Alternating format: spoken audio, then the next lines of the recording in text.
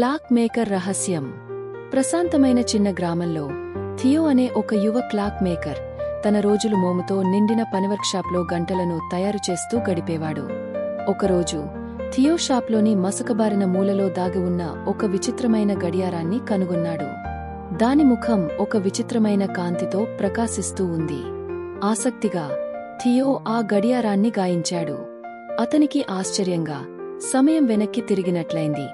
మునుపటి పొరపాటు కారణంగా పగిలిన గాజు మళ్లీ అతుక్కుని పూర్తిగా తిరిగి వచ్చింది.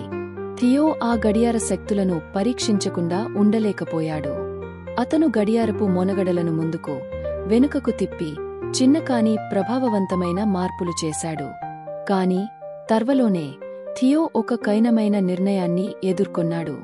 తన గతం నుండి ఒక పొరపాటును సరిచేయాలా లేక గడియారాన్ని స్పర్శించకుండా వదిలేయాలా? థియో ఆలోచిస్తున్నప్పుడు ఒక రహస్య సందర్శకుడు ప్రత్యక్షమయ్యాడు. తన భవిష్యత్ స్వరూపం. థియో సమయంతో తాను చేసిన జోక్యం ఎలా అస్తవ్యస్తం కలిగించిందో తన చర్యల ప్రభావాలను చూపిస్తూ వివరించాడు. ఆ ప్రమాదాన్ని అర్థం చేసుకున్న థియో ఆ గడియార శక్తిని శాశ్వతంగా మూసివేయాలని నిర్ణయించుకున్నాడు, దాన్ని దుర్వినియోగం చేయకుండా ఉండేందుకు. థియో యొక్క పనివర్క్షాప్ తిరిగే సాధారణ స్థితికి వచ్చింది. కాని అతని మనసులో సమయం మరియు దాని రహస్యాలపై కొత్త అభిమానం ఏర్పడింది. సమయం అమూల్యం, దాన్ని జాగ్రత్తగా ఉపయోగించండి.